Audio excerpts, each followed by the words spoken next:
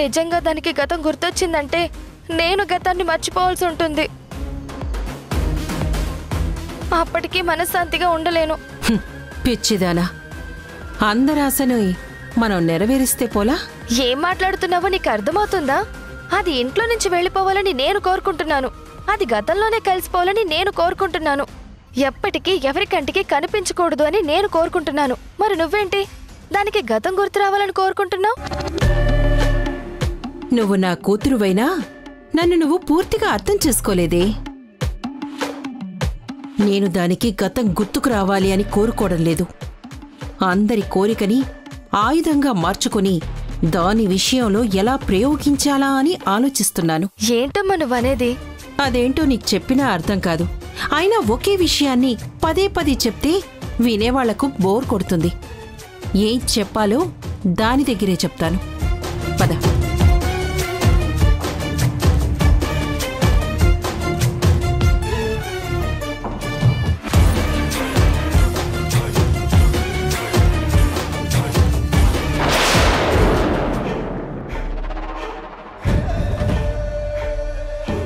ఏంటమ్మా రాధా, ఇంకా టాబ్లెట్స్ వేసుకోలేదా?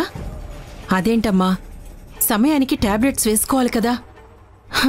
అవునులే పాపం, ఏ సమయానికి ఏ టాబ్లెట్ వేసుకోవాలి అని నీకు తెలీదు. అసలే గతం గుర్తులేని దానివి, భవిష్యత్ ఏంటో తెలియక ఆలోచిస్తున్న దానివి. ఇవన్నీ ఎక్కడ ఆలోచిస్తావు?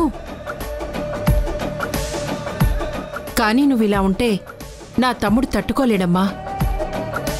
వాడెంత బాధపడతాడో చెప్పు.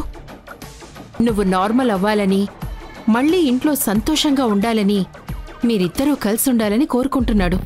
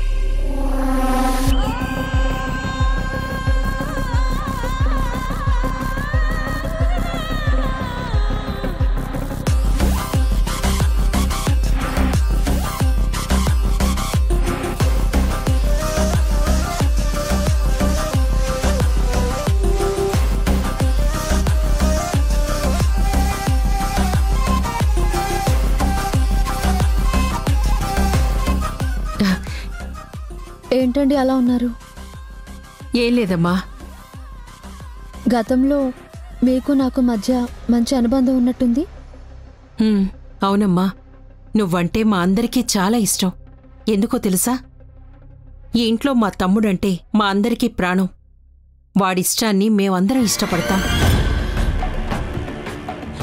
వాడు నిన్నిష్టపడ్డాడు. అందుకే నువ్వంటే మా అందరికీ అంతిష్టం ఏర్పడింది. కానీ మా తమ్ముణ్ణి ఇప్పుడిలా బాధగా నేను చూడలేకపోతున్నాను. అలాగే వాడి విషయంలో నువ్వు కూడా బాధపడుతున్నావు. కానీ ఏం చేస్తాను చెప్పు? ఆడపిల్లవు కదా. గతమేంటో తెలియకుండా మా వాళ్ళు చెప్పిన మాటలు విని నువ్వు నీ మనసును మార్చుకోలేవు కదా. నీ మనసంతా నీకొకటి చెప్తుంది కదా, అదే నువ్వు వినాలి. అందులో నేను నిన్నేమి తప్పు పట్టను. కానీ మా తమ్ముడు నీ విషయంలో కన్నీళ్లు పెట్టుకుంటున్నాడు. తను ప్రేమించిన మనిషి కళ్ల ముందే ఉన్నా, తన జీవితాన్ని పంచుకోవాలనుకుంటున్న మనిషి తన ముందే తిరుగుతున్నా పరాయివాణ్ణి చూస్తున్నట్టు చూస్తుంది. కనీసం దగ్గర నిలబడ్డానికి కూడా ఇష్టపడలేదంటే పాపం వాడెలా తట్టుకుంటాడమ్మా? వాడి బాధని చూస్తూ మేమందరం ఎంత బాధపడుతున్నామో అది నీకు కూడా తెలుసు కదా. ఆ దేవుడు నాకు శిక్ష వేశాడు. నేనెవరో నాకే తెలియని పరిస్థితి కల్పించాడు. నేను పలానా అని మీరందరూ చెప్తున్నా అది నేనే అని ఎక్కడా ఒక చిన్న ఊహ కూడా రావట్లేదు. మరి నేనెవరో అని తెలుసుకోకుండా, నేనేంటి అన్నది తెలియకుండా ఎలా ఉండాలో నాకు అర్థం కావడం లేదు. మీ అందరినీ బాధ పెడుతున్నానన్న బాధ మరింత బాధిస్తున్నా నేనేమీ చేయలేని పరిస్థితుల్లో ఉన్నాను. నాకు తెలుసమ్మా, అందుకే నీతో మాట్లాడడానికి వచ్చాను. ఇది నీకు దేవుడు వేసిన శిక్ష. ఆ శిక్ష నుంచి నువ్వెలా తప్పించుకోవాలో నువ్వే రాదన్న విషయం నీకు తెలిసే పరిస్థితి ఈ ఇంట్లో ఉండగా నీకు రాదు. ఎంత ప్రయత్నించినా అది ఇక్కడ జరగదు అని నాకు అర్థమైంది. నువ్విలా బాధపడుతూ ఇంతమందిని బాధ పెడుతూ నువ్వుండలేవు. మేము చూస్తూ ఉండలేకపోతున్నాం. అందుకే నీ పరిస్థితి మారాలమ్మా. నీకు గతం గుర్తు రావాలన్నా నువ్వు ఉండవలసింది ఇక్కడ కాదు. ఎక్కడ?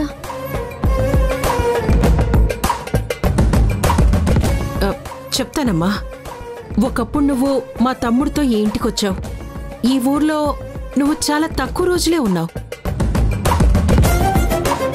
ఇక్కడ పరిసరాలవి నీకు పూర్తిగా అలవాటు అవ్వలేదు.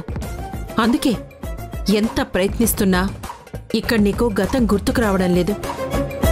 కాని నువ్వు బాల్యంలో రామభద్రపురం అనే ఊర్లో ఉండేదానివట. నువ్వు ఒక అనాథవి. అక్కడికి దగ్గరగా ఉన్న ఒక అనాథాశ్రమంలో నువ్వు పెరిగావు.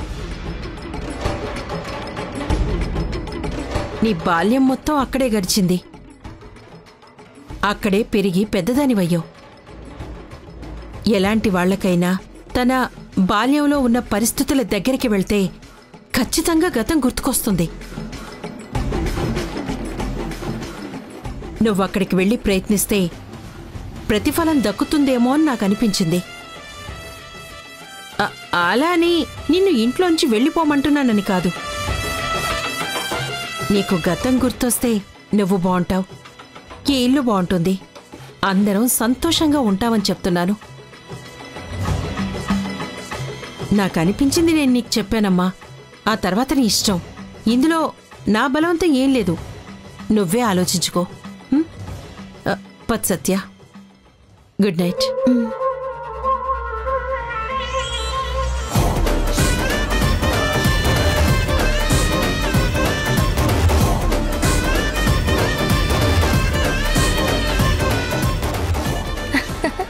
నువ్వు మామూలు దానివి కాదమ్మా. నువ్వు చెప్పిన మాటలు వింటే ఎవ్వరైనా నమ్మేస్తారు.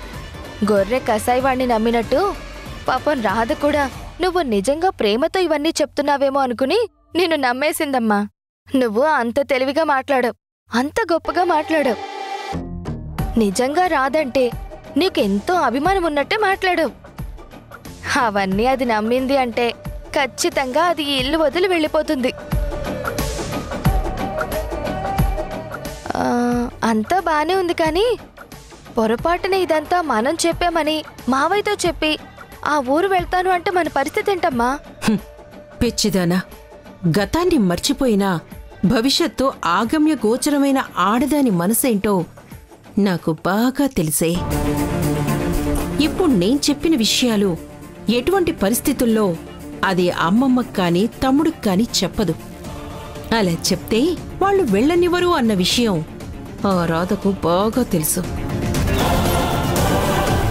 నా లెక్క కరెక్ట్ అయితే ఎవ్వరికీ చెప్పకుండా తను ఖచ్చితంగా ఇల్లు వదిలి వెళ్ళిపోతుంది.